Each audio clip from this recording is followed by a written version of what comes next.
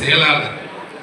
ஒரு மதியழகன், மதிப்புமிக்க மதியழகன் இந்த வாழைகளை நானே ஒரு முறை நான் என்ன பண்ணேன்னா, என்ன கலெக்டர் கூப்பிடுறாங்க. சென்னையில் புயல் உணவுப் பொருள் எல்லாருமே டொனேட் பண்ணிட்டு இருக்கோம். எங்களால் முடிஞ்ச துணிமணியெல்லாம் வாங்கி தரோம், பிஸ்கட் வாங்கி தரோம், தண்ணிப்பாட்டு வாங்கி தரோம். ஒவ்வொரு லோடு ஒவ்வொரு நாளைக்கும் போகுது. அப்போ வேற ஏதாவது நம்ம அக்ரிகல்ச்சர் ஃப்ரூட்ஸ் ஏதாவது பண்ண முடியுமா, ஏதாவது வித்தியாசமாக கொடுப்போமே அப்படிங்கிறாங்க. எனக்கு இவன் ஞாபகம் தான் வருது. நான் கேட்டு இவர் என்னட்டு சண்டைக்கு வந்துடக்கூடாதுன்னு கலெக்டர் நம்பரை கொடுத்துட்டேன். கலெக்டருக்கு ஃபோன் அடிக்கிறாங்க. உடனே இவர் என்ன பண்ணாரு, அசரவே இல்லை. ஒரு லோடு நான் தரேன்னு சொல்லி அத்தனை டன்னுக்கு இறக்குறாரு.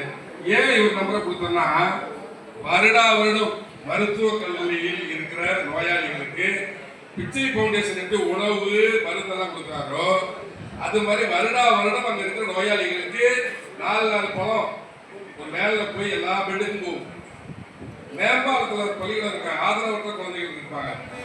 கலெக்டர் தான் கிடையாது. அந்த பள்ளி குழந்தைகளுக்கு, காது கேளாதவர்கள் பார்வையற்றோர் பள்ளியாக இருக்கு, அந்த பள்ளி குழந்தைகளுக்கு எல்லாருக்கும் இது வருஷத்துக்கு ஒரு அடி போயிடும். பொங்கலுக்கு முன்னாடியோ பொங்கலுக்கு முன்னாடியே போயிடும்.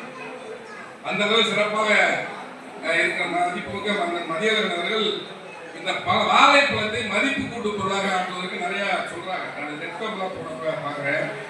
வாழைப்பழத்துல சாக்லேட் பண்றாங்க. அந்த மாதிரி வாழை மட்டையில அந்த மட்டையில பெண்கள் தோல் போட்டுக்கிற அந்த அலங்கார பேக் செய்யறாங்க.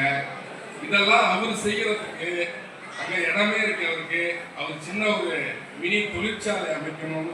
அந்த மதிப்பு கூட்டு பொருட்களை தயாரிக்க இதுக்கு அரசாங்கமும் உதவி செய்யணும். நம்ம மாதிரி இருக்கிறவங்களுக்கு அவரோட கை கோர்க்கணும், அவரை வாழ்த்தணும். இப்பொழுது அண்ணன் மதியழகன் அவர்களை தன்னுடைய வெற்றி செல்வன் அவர்கள் வாழ்த்து அவர்